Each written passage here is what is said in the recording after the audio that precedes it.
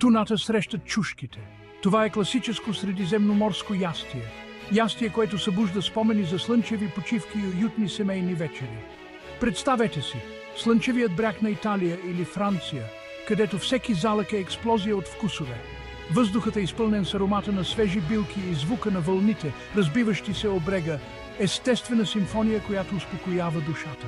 Това ястие обхваща точно тази същност, тази магия, която прави средиземноморската кухня толкова незабравима. Леко е, свежо и пълно с вкус, като всяка съставка играе ключова роля в хармонията на ястието. Представете си сочни парчета риба тон, запечени до съвършенство, хрупкави отвън, контрастиращи с нежната си вътрешност.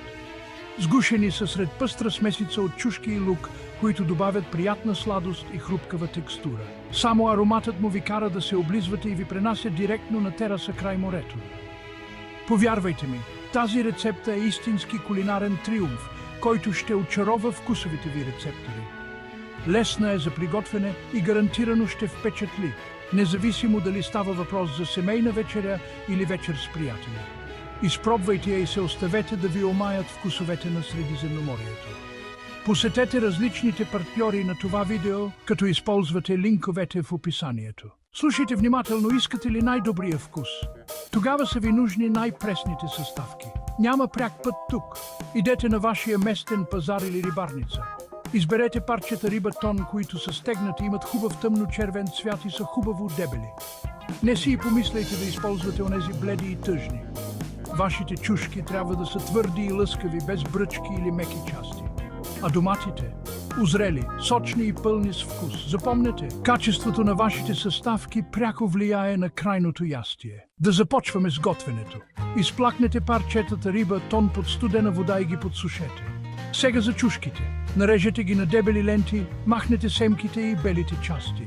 Лука нарежете на купчета, а чесъна на ситно. Бъдете прецизни в тази стъпка. Начинът, по който приготвяте съставките, влияе на текстурата и крайния вкус на ястието. А сега звездата на вечерта – рибата тон. Загрейте малко зехтин в голям тиган на средно силен огън. Искате зехтинът да е горещ. Внимателно поставете парчетата риба тон в горещия тиган. Оставете ги да се пържат 2 до 3 минути от всяка страна, без да ги пипате. Целта е хубава златисто-кафява коричка. Това ще задържи соковете и ще придаде на рибата тон текстура, която се топи в устата. Не я препичайте. Искаме да е розова и сочна в средата. Стъпка 5. Симфония от вкусове, обединяване на съставките. Тук се случва магията, където всеки елемент се слива в перфектна хармония. Изведете рибата тон от тигана и я оставете на страна. Дръжте я на топло, защото ще я добавим обратно накрая за перфектно балансирано ястие. Сега в същия тиган добавете пъстрите чушки и лука. Тези зеленчуци ще придадат на ястието експлозия от вкусове и цветове. Гответе ги, докато омекнат и леко карамелизират. Карамелизирането на зеленчуците подсилва естествената им сладост и им придава апетитна текстура. Търсим лека опушена карамелизация. Лекото покафеняване добавя допълнителен слой дълбочина и комплексност на всеки залък. Подправете с сол и черен пипер на вкус. Запомнете, подправките са ключови за балансиране на вкусовете. Сега деглазирайте тигана с малко бяло вино. Бялото вино добавя нотка киселинност, която се съчетава чудесно с сладостта на зеленчуците. Оставете да къкри и да се редуцира за минута-две, като изтъргвате всички загорели частички от дъното на тигана. Тези частички са пълни с вкус и ще обогатят нашия сос. Това добавя невероятна дълбочина на вкуса.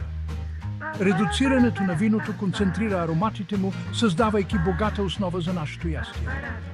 Накрая добавете нарязания чесън. Чесънът носи фина лютивина и неустоим аромат, който свързва всички съставки. Стъпка 6. Танцът на времето. Варят на слаб огън до омекване. Внимателно върнете парчетата риба тон в тигана с зеленчуците. Добавете консерва с млени домати, включително и сока. Не си и помисляйте да изхвърляте този сок. Този сок е пълен с вкус. Оставете сместа да заври, след което намалете огъня на ниска температура. Покрийте тигана и оставете да къкри около час. Това ще позволи на вкусовете да се смесят, а рибата тон да се сготви бавно. Стъпка 9. Добър апетит. Време е да се насладите на плодовете на вашия труд. Споделете радостта от готвенето. Готвенето е много повече от просто приготвяне на храна. То е споделено преживяване, време за общуване и споделяне. И това е всичко. Риба тон с чушки, глътка Средиземноморие във вашата кухня.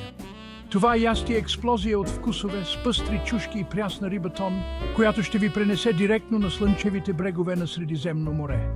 Най-добре се сервира с хрупкав хляб, за да попиете всяка капка от този вкусен сос. Хлябът добавя хрупкава текстура, която перфектно се допълва с меката риба тон и чушките. Запомнете, готвенето е страст и споделяне. Всяко ястие, което приготвяте, е израз на вашата любов и креативност. Затова съберете вашите близки, налейте си чаша вино и се насладете на всеки залък от това вкусно и ароматно ястие. Виното със своите фини аромати ще допълни вкусовете на вашето ястие и ще направи този момент още по-специален.